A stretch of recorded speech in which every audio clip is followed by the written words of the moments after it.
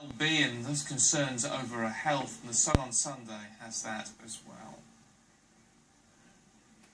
So stargazers in the UK, many of them at least, braved really cold temperatures last night to catch a glimpse of the Geminids. Incredible display actually. Amongst them was amateur astronomer David Woods, who joins us now from Clanfield in Hampshire. David, good morning. You've sent us some amazing pictures.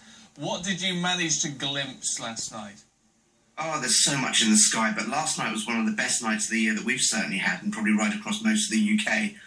For us, it was about -4, so very, very chilly. So we sent some pictures through to you in the wee hours of this morning, mainly of the Geminids, which were happening last night, which were put on a spectacular show. We had a few people in our group that saw over 30 of them while we were there, and it was fantastic. There was images coming in from all over, our members from all over the south of England and from further abroad, and it was just a great night out.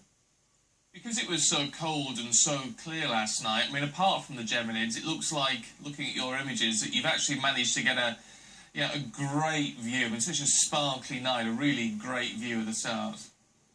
Well, one of the good things is, I mean, we're in a damp little island anyway, so once you get a really cold night, everything just opens up, and we were observing down to about magnitude 20.7, so that's very, very dark for dark skies. And one of the reasons where we are is because it's so dark in the south coast. What's happening at the moment is that there's an application from the South Downs National Park for it to become an international dark sky reserve, and we've been working along with a number of other astronomy groups in the region to basically map the entire area in terms of light pollution and darkness.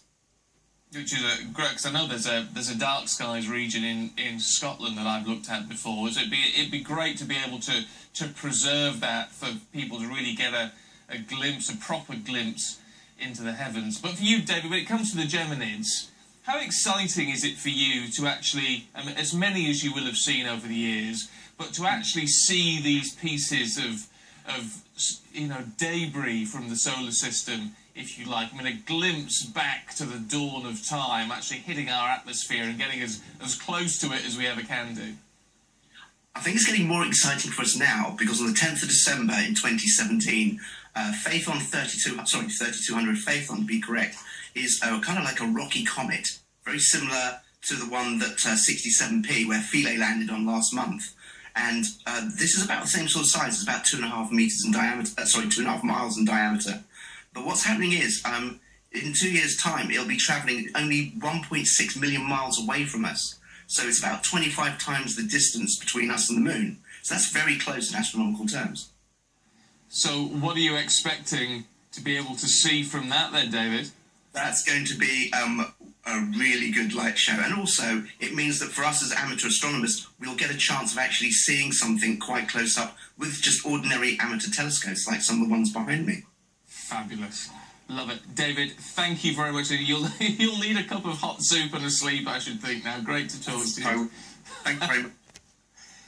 You've got to be a bit determined to be an amateur astronomer. Beautiful images. If you were up and about last night and you're still awake from all that, just like David, get in touch this morning. Send us some of your pictures if you want to share, at SkyStephen, at SkyGillian, or you can email them through actually news@sky.com if they're of a higher resolution. We've got the sport heading away in just a moment.